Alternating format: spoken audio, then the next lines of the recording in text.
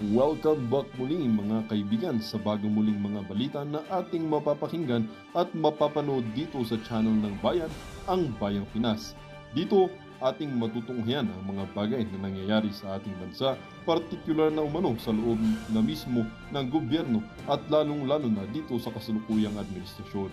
Ngunit bago ang lahat, kung bago ka pa lamang sa ating channel ay siguraduhin mong ikaw ay mag-subscribe, pindutin ang notification bell at syempre piliin na rin ang all upang lagi kang maging updated sa mga balitang bago, totoo at walang bias. Syempre mga kaibigan at kung mga ating mga solid viewers naman dyan ay maraming salamat naman po sa inyong walang sawang pagsuporta. At huwag din pong kalimutang magpakita ng suporta sa ating channel sa pamamagitan ng pag-like at pag-share sa ating mga videos. At syempre mga kaibigan, kung meron ka naman pong hinaing at opinyon, ang ating comment section ay bukas para sa inyong mga opinyon at mga hinaing at kung ano po ang nais nyong sabihin sa ating mga gobyerno upang mabasa na ito. Heto na nga mga kaibigan, atin nang panoorin at pakinggan ang balitang ito.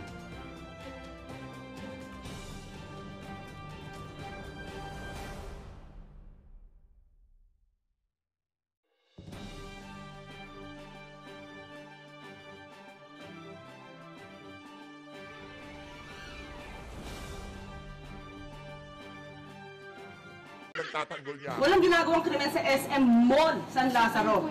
Para kalag ka rin. Walang kumplay pinapakita. Opo. Sa Attorney Claire, you are the lawyer. Counsel po ni Jackson. Nagulat po kami. Walang wala. Jackson. May text po sa amin Yan ba yan si Jackson? Yung malaking tao si Jackson? yung babae na magkanta sila sa mga para pag-usapan. Ang bata. Tapos papahuli. Bakit sila agad nando doon? Frame up? Opo. Frame up ba to? Baka nahuli siya sa akto na merong ginagawang krimen. Kahit walang warrant talagang, kunyari nang may ginagawa kang masama, hahainan ka pa ng warrant. Hindi na, on the spot ka na noon. Ba't kayo lahat nando doon? Walang tao dito na pumunta kami. Dahil nandun na po kami sa follow-up operation. Follow-up? Anong Yung complaint? complaint ko ma'am, hiningi mo, sabi mo sa akin, confidential. Walang complaint. Paano follow-up? Confidential mo, pinanong Ayan o, mo yung reklamo sa akin, ma'am. Ano? pambihira. Anong case number? Tapang nitong si Claire Castro, kaya pala kinuha siyang taga-tahol dyan sa Malacanang. Kaya pala kinuha ko kayong aso, napakatapang niya, ibang klase. Ano, parang Doberman ho siya, no? Di ba pala pangalan yung kaso?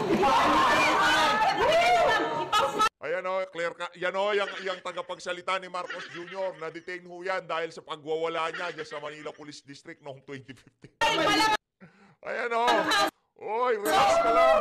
Iniimbestigahan pa lang. Iba, fine pa lang. Ayun, si alias Jackson nasa likod. Sa mga huligan, walang warrant of arrest. Baka nga on the spot gumagawa ng krimen. Kunyari, merong hold upper. Kailangan, huwag ka munang umalis dyan. Kukuhanan muna kita ng warrant, ha? Huwag kang ganun, madam. Kayo naman, noong 2015 pa lang ho pala, binobobo na nitong si Claire Castro, ang sambayan ng Pilipino. Walang warrant, inaresto. Walang nagtawa kung on the spot gumagawa ng krimen yan, di aarestohin. Tignan natin mukha nito si alias Jackson. Walang warrant of arrest. Ayan! Ako! Yung totoo, wala tayong problema dyan. Ma'am. Oh, tignan nyo naman ho yung si alias Jackson. Ayan o, pagmumukha ni alias Jackson. Oh, kayo ho, sa tingin nyo ho ba gagawa mo? Oh, kung ayaw mong ipahuli madami, sumama ka na lang kay alias Jackson. Oh, relax ka lang kasi. Yan ang problema, madami. Iyang mga ganyan klaseng video, hindi mo na matatanggal sa social media yan. Kaya kung meron kang kliyente yung pinagtatanggol, huwag ko kayong magwala sa sa istasyon ng pulis. Huwag ko kayong magwala. Yan tuloy, nabidyohan kayo. Oh, ngayon, ang tagapagsalita ni Marcos Jr. nagwawala sa police station. O sabihin mo sa amin, di ka nagwawala sa lagay na yan.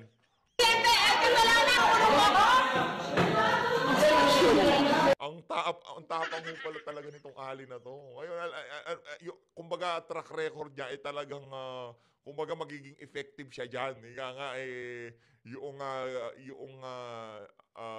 kumbaga sa sa paghahanap ng empleyado, na-meet ho nitong si Claire Castro lahat ng requirements ng Malacanang. Dapat ikaw nakikipag-away sa police station, ha? Pinagtatanggol mo yung mga tipong mukhang hindi gagawa ng matino.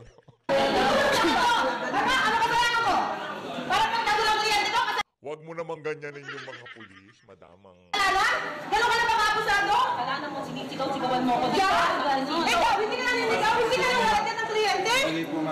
Hindi naman siya nanangkit, hindi naman naninigaw. Ikaw lang naman sumisigaw eh. Mga kababayan, ito hubang si ate girl, yung pulis, naninigaw mo ba siya? Ang lambing nga niya, ang kasalanan mo, naninigaw ka, o yan. Sir, pasensya na po talaga, ha? Yan, kalaboson. Ngayon nanghihingi ka ng pasensya. Nuknukan ka kasi ng kayabangan. Sa pagbaba ng amo mo na si Marcos Jr., sa tingin ko manghihingi ka ulit ng pasensya. Ayun ho si Atty. Claire Castro. Nakita niyo ho mga kababayan, yung demeanor niya, yung kaangasan niya, kayabangan niya. The way na magsalita siya ngayong tagapagsalita siya nitong si Marcos Jr. o kung di man tagapagsalita, kasali siya dyan sa PCO, naging undersecretary siya, talaga namang yung angas at yabang nandyan ho eh. Yun ho ang dahilan kung bakit kinuha siya ni Marcos Jr. Kumentry ako kayo sa bagong tagapagsalita, bagong undersecretary dyan sa Malacanang, yang si Atty. Claire Castro. Yan ho ang kanyang track record. Kumbaga talagang makikita ng ating mga kababayan na talagang ibang klase. Yung mga pinaglalaban mong kagaya nitong si alias Jackson, talagang kinukontra mo yung pag-aresto. Walang warrant. Kung on the spot na gumagawa ng krimen, ikaw naman, abogada ka, madam. Eto, rekta ho tayo. Commentary ako kayo dyan, ha? Dito ho tayo. At dito ho tayo kay Dito ho tayo sa ilang mass transport project posibleng maantala ng budget cut o issue ng right of way. Nako, yan na nga ba sinasabi natin, ha? Malaking balita ho ito. Ito yung mga balita na dapat pag-usapan natin. Ito yung mga balita na dapat bigyan natin ng reaksyon. Bakit kanyo? Kasi pagka ho ang infrastruktura talagang hindi nag-develop sa isang bansa, talagang wala ho tayong makikitang progreso. Kaya pagka nagpupunta ho kayo ng ibang bansa, di ba nakikita nyo, ang ganda dito, ang ganda ng mga infrastruktura nila, ang ganda ng transport system nila, di ba? Yun ang kaagad na napapansin, no? Ngayon sa ating bansa, posible daw hong maantala, yung mga mass transport project, yung subway, yung mga bagong tren, mga bagong daan, posibleng maantala dahil sa issue ng budget cut at right of way. Anong panahon ni Tatay Digong, anong right of way, right of way? Anong right of way issue? Dadaan dyan ang karsada. Kailangan dumaan dyan ang karsada, para ito sa sambayan ng Pilipino. Right of way issue. Naisa-ayos ho yan. Yung Skyway, ang daming right of way issue niya nung panahon ni Tatay Digong. Hindi matapos-tapos dahil sa issue ng mga right of way na yan. Pagpasok ni Tatay Digong, napasinayaan. Nabuksan yung Skyway na yan. Diba? Panahon ni Panot, bigay na natin. Naumpisan sa panahon ni Panot. Pero hindi matapos-tapos dahil sa mga issue ng right of way, doon papasok ang political will ng isang leader. Pagkabangag, iniisip lang kung paano makakapagpapogi, mapapanalo yung kanyang mga senatorial candidate. Yan ho ang magiging issue natin ng paulit-ulit. Ito, pakinggan ho natin ang balita. Posibleng madelay o maantala ang ilang mass transport project dahil sa budget cut o dahil sa issue ng right of way.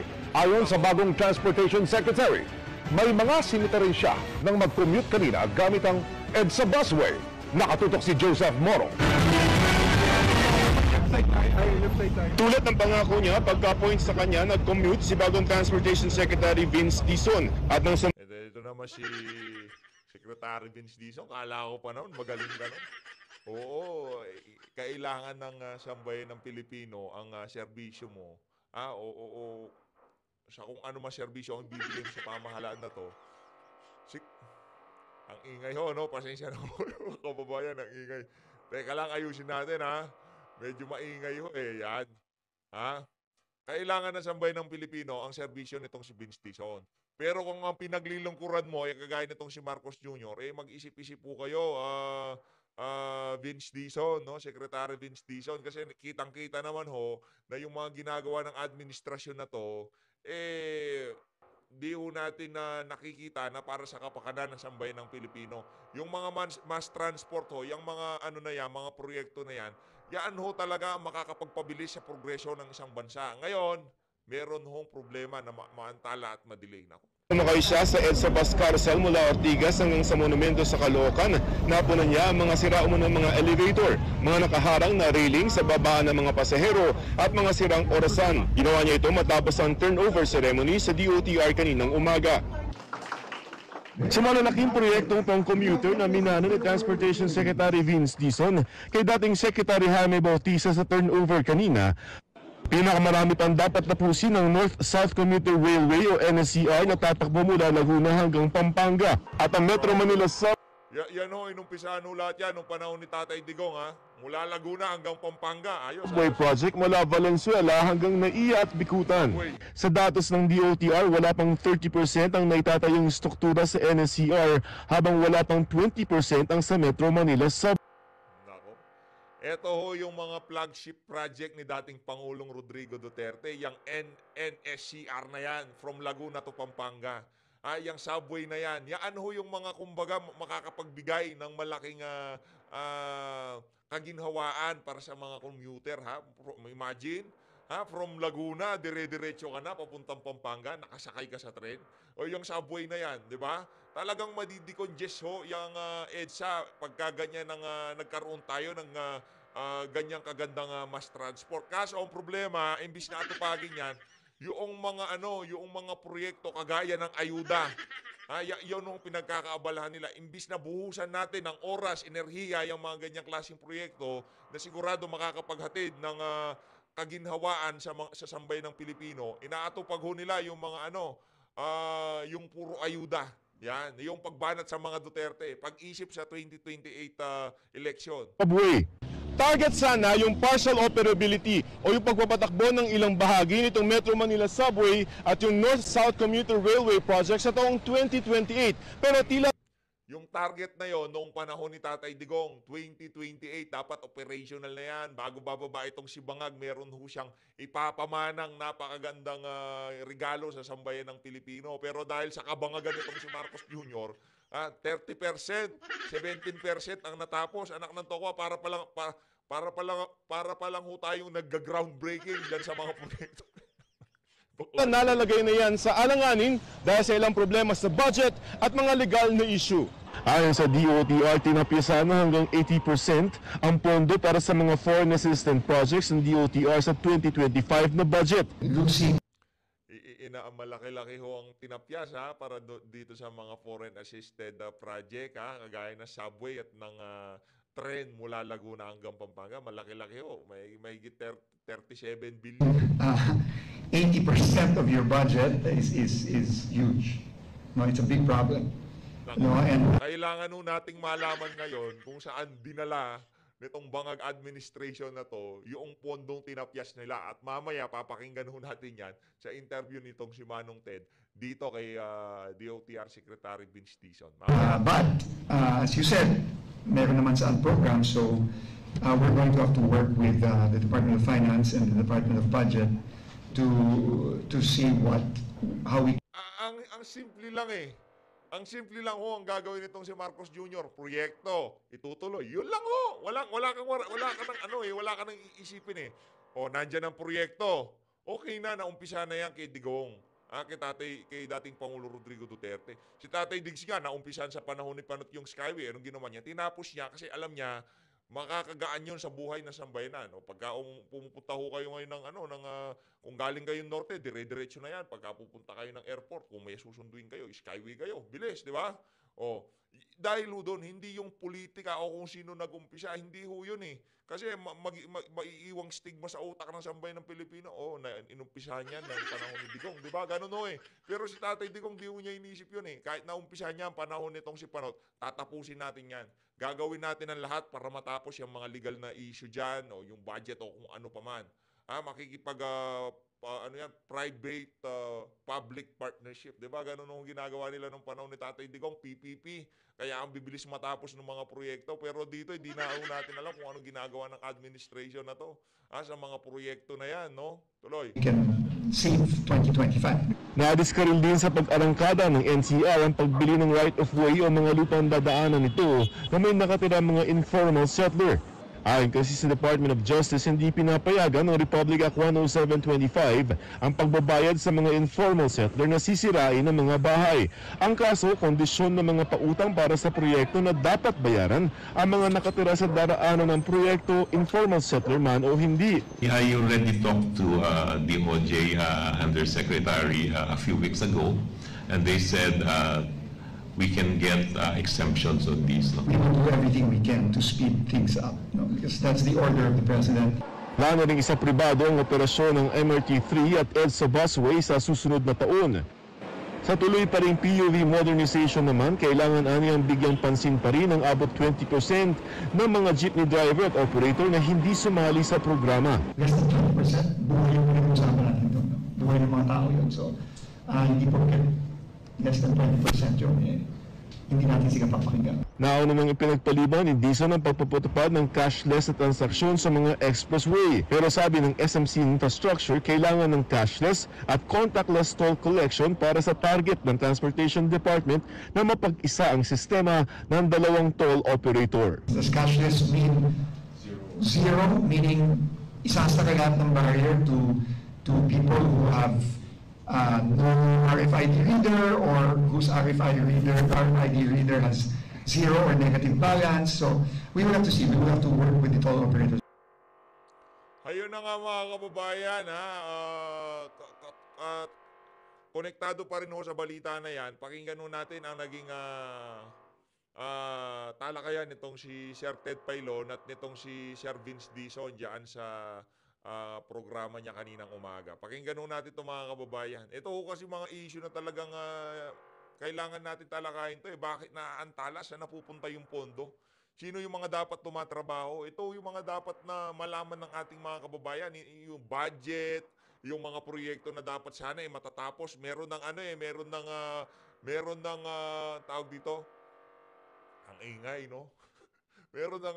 Meron ng data, estimated date kung kailan matatapos, tapos bigla ngayon sasabihin na talagang madidelay itong mga proyekto na to. Paano matatapos yun? 30% plus pa lang, 3 taon na lang ho, 2028 na. Naumpisahan ho yan nung panahon ni Tatay Digong. Kaya kinuha ho yan si Vince Dizon, alam nitong si Marcos Jr. nung panahon ni Tatay Digong, kahit paano nagpe-perform yan. Kahit sinong ilagay mong sekretary, kahit ilagay mo pa yung napakahusay na sekretary sa mga ahensya ng pamahalaan, Marcos Bangag, kung ikaw walang political will at ang iniisip mo lang kung paano ka makakapagbangag sa kapangyarihan dyan sa Malacanang, walang mangyayari dyan, Brad. Tuloy, dito tayo kay Sir Manong Ted. Game. Diba ang 2025 budget ng DOTR? To be honest, hindi pa po. Okay. Ang proposed budget po ninyo ay 180 billion sa net. Opo. Ang naaprubahan sa GAA ay only 87 billion. Opo. Nawalan po ng halos 100 billion. Totoo po. Pero yung pong ilang mga malalaking proyekto, na napaka-importante sa commuters natin, ito pong subway project na pag-usapan natin mamaya, itong NSCR na ito, North-South Commuter Railway System, no? Ito po ay napunta yung counterpart ng gobyerno para po dito sa mga inutang natin na mga loans na ito para ponduhan ito ay napunta sa kung tawagin po ay unprogrammed appropriation. Kumbaga, wala pang pera ito. Opo. Kayo ho ba nung nakausap ng Presidente, napag-usapan ba ninyo itong bagay na ito? Natutulungan kayo ng Presidente? Hanapan po ng pera to? Opo. Napag-usapan po namin. In fact, yan po ang unang-unang bring up ng ating Pangulo. No, so alam niya talagang ito ang problema mo? Alam po niya. He is very, very well aware. Ang ating Pangulo talaga, he is very well informed. No? At ito po talaga mabigat na problema, inaamin ko. No? Hindi po ito madaling problema. Pero nakipag-usap na rin po ako sa ating Department of Finance kay Secretary Recto. Nakipag-usap na rin po ako kay Secretary Mina Pangandaman, ang ating DBM Secretary. At inassure niya po ang DOTR na kahit na nasaan program fund itong mga appropriation na ito, no, na para sa mga big ticket projects natin, may pagkukunan po tayo sa tamang panahon. So ngayon po, ang ginagawa po namin, hinahanda lang po namin ang lahat ng kinakailangang gastusin para sa big ticket projects tulad ng Manila to Clark Railway at ng Metro Manila Subway na magbi-briefing sa akin yung team ngayon right after this Okay. program Okay. para po mapakita na sa DBM at sa DOF para mapaghandaan na ho ito sa mga coming months. No? Okay, sige. So hindi pa ho tayo tapos dyan kasi hindi pa napag-uusapan yung papunta ng Kalamba hanggang Legazpi na PNR ha, na yun po umaaray din kasi nagsisimula ngayon pero kakapos na sila ng pera. Sandali lang po ha. Sir, inom muna kayong tubig ha. Mga kapatid, ganap na pong 14 minutes after 8 o'clock in the morning. Yung sinasabi niyo po, matetenga yung proyekto ng taon, napakalaki po ng cost ng delay niya. Napakalaki po ng kailangan idagdag na babayaran ng gobyerno. Pero kung sana, binayaran na lang niya yung right of way agad-agad, hindi siya nagdalawang isip, within the bounds of the law, maiwasan natin ang delay. Opo, opo. So, ano po yan, change in mindset po yan talaga. And yun po ang gusto kong iparating din sa mga kasama ko sa DOTR na basta nasa tama tayo sa batas, wag po tayo matatakot. Okay, so sa subway ho, wala ho muna kayo makokomento rito, but definitely po, hindi makapagbubukas ito ngayong hanggang 2028 na term ng Presidente. Ayoko pa pong magsalita, Okay. Ted. No? Sige, sir. We understand. Pagbigyan niyo po ako at Opo. ayoko pong magsalita kasi na wala lahat ng datos. Wala pang datos. Opo. So, pero needless to say, pipilitin po natin kung ano ang kaya nating tapusin at Ito ganito lang ho naman kasimplihan mga kababayan. Kung sinasabi ng administrasyon na kesyo napakaraming issue ng mga proyekto ng nagdang administrasyon. Ngayon ho kasi nakikita natin na nagkukumahal na ang administrasyon nitong si Marcos Jr. Nakikita ho natin na yung mga target na taon na kung saan dapat matapos itong mga proyekto na to, hindi na ho nila mamimit yung target na yan. Kaya yung mga opisyal nitong si dating Pangulong Rodrigo Duterte, pinipirata na ho nitong si Marcos Jr. Ito lang ho sinasabi natin dito sa PH Update. Kahit ilagay mo pa yung pinakamagaling na tao dyan sa mga ahensya ng pamahalaan na yan, kung walang political will ng presidente, wala hong mangyayari. Basta tayo. Yung mga na yan, target na completion year, hindi ho matatapos yung mga proyekto na yan. Imagine, tutuloy mo na lang. Nandyan na, wala nang bidding. Kumbaga, nandyan na lahat yung proyekto. Kumbaga sa sasakyan, mamanihoin mo na lang. Magmamaneho ka na lang, literal. Yung subway, nandyan na. Imagine, 3 taon ang ginugol mo. Nakailang percent ka? 17%? 30%? Diba? Doon pa lang ho mga kababayan, alam na ho ni Marcos Jr. Kasi sisingilin siya Sa 2028, sa ayaw sa gusto niya, magiging issue. Yung mga naumpisahang proyekto nung panahon ni Tatay Digong at nakikita nilang matatapos pagkatapos nitong termino nitong si Marcos Jr. at wala siyang madideliver. Ano hong mangyayari sa kung sino mga i-endorso nitong si Marcos Jr.? Anong mangyayari dito kay Tambaluslos at dito kay Amy Marcos? Di ba sisingilin ho sila ng sambayan ng Pilipino? Simple lang naman argumento na umpisahan niya nung panahon ni Tatay Digong, anong ginawa nyo? Di ba? Inumpisahan niya nung nagdaang administrasyon, dapat matapos siya bago ka bumaba. Anong nangyari? Ngayon kinukuha mo na yung mga tauhan ni Tatay Digong sa pag-aakala na parang mga magic wand itong mga individual na to na pagkalinagay mo diyan sa ahensya na yan, si Vince Dizon, yung mga flagship project na dapat makita ng ating mga kababayan bago ka bumaba matapos. Sa tingin niyo ho ba matatapos yan? Hindi ho matatapos yan. Wala hong mapapasineya ang mga flagship project na naumpisahan nung panahon ni Tatay Digong. Pagkababa ng administrasyon na to, makikita nating matatapos. Malabo hong mangyari yan. Nagkakapiratahan na Gala ko bang galit ka sa mga kinuwang tauhan ni Tatay Digong, mga kurap yung mga yan, kesyo ganito, kesyo ganyan. Diba? Ang administrasyon, nung pagpasok nila, tigil yung na yan, Mindanao Railway, kung ano man yung proyekto na yun sa Mindanao.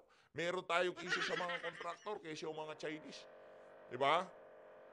Ngayon yung mga tauhan ni Tatay Diggs, ayan na ho sila. Ginagawa, iniisip niya mga magic wand yan. Pag-ting, nandiyan na si Vince Dizon, magkakaroon ng magic, matatapos yung mga flagship project na yan. Malabo yan, bangag ho kayo Bago nyo ho isipin yung pagbabangag nyo, unahin nyo ho muna yung trabaho nyo. Yun kasi yung problema dito kay Marcos Jr. Ang goal ko po talaga, and ito kakausapin ko po talaga ang ating mga Japanese partners, ay yung tinatawag na partial operability. Kung may mapagana... Ayan. Partial operability. Yung tipong 2 stasyon nagpapabalik-balik. Wala pong mangyari yun. Kasi pagka hindi naman tayo inhinyero, ika nga. Pero pagkakaalam natin sa pag-drill o pag yung ginagamit nilang boring equipment sa ilalim ng lupa, yung lahat ng dinadaanan niyan, doon pinapalabas yung mga debris na nahuhukay para dyan sa subway na yan. Kaya yung partial operability. Para saan? Mapakita dito sa administrasyon na to. Ayan, subway gumagana na. Nako, propaganda na naman yan, Vince, ha? Na po tayo na 1, 2, 3 stasyon sa bago magtapos ang termino ng ating mahal na Pangulo. Tingin ko po. Vince. Partial operability. Siyempre, merong nagawa si Bangag. Diba? Merong nagawa si Bangag. Kung ganun pala gagawin natin, dapat bago bumaba si Tatay Digong, 2 stasyon, nagsalit-salitan na. Kung yan rin palang habol natin, magkaroon ng partial operability, di ba? Kaso hindi yun ang target. Ang target natin, operational ang buong subway sa 2028. Yun ang i-deliver nyo sa sambayan ng Pilipino, Vince Dizon. Napakalaking bagay na po noon para sa ating mga kababayan. No, Vince. Wag mo kaming... Kupal ka ba, ha? Napakalaking bagay noon para sa administrasyon sa 2028 presidential election. Tinatanga mo kami. Okay, ibigay natin. Maganda yan, operational. Pero ang pinag-usapan, 2028, operational ang buong subway system. Hindi yung partially operational. Tinatanga nyo na naman ang sambayan ng Pilipino. Wag kong ganyan. Mga kababayan, wag ko kayong magpadala sa ganyan. Kung ano yung target natin dito sa partikular na taon na to, na antala, dahil sa mga kapritsyo ng administrasyon na to, basingilin ho natin sila. Kasi pinag-usapan 2028, tapos yung subway na yan. Operational yan, hindi partially operational. Hindi ganon. Pinag-usapan 2028, talagang gumagana na yan. Naglalamyerda na yan sa ilalim ng lupa, di ba? Kaso ang problema ho, dahil sa ayuda, dahil sa politika, dahil sa kung ano-ano mong pinag-aatupag ng administrasyon na to, yun, delay ho tayo ngayon. Okay, doon po sa North-South Commuter Railway na ito, so... O baka sabihin mo na naman yan, partially operational na naman tayo dyan. Para lang masabi na, napasinayaan na, meron na tayong Laguna, Pampanga train. Putol ito. Pinuntahan nyo na ba ito? So, hindi ito from Tutuban, hindi siya tutuloy hanggang Valenzuela, di ba? Actually po ngayon, hindi pa po nag-uumpisa yung Tutuban. No? Ang ongoing po natin ngayon ay Solis to Valenzuela, and then Valenzuela to Malolos, Malolos to Clark. Yun po, ongoing po lahat yan. May problema po, medyo may problema lang po konti dun sa Valenzuela to Solis na tingin ko masusolusyon na naman natin. Pero, ang putol po natin, ang malaking putol, no, ay dun sa simula ng Kalumpit, Bulacan, hanggang Clark, nadadaan sa San Fernando at Angeles stations. Yun po, napakalaking bungi po niyan, no?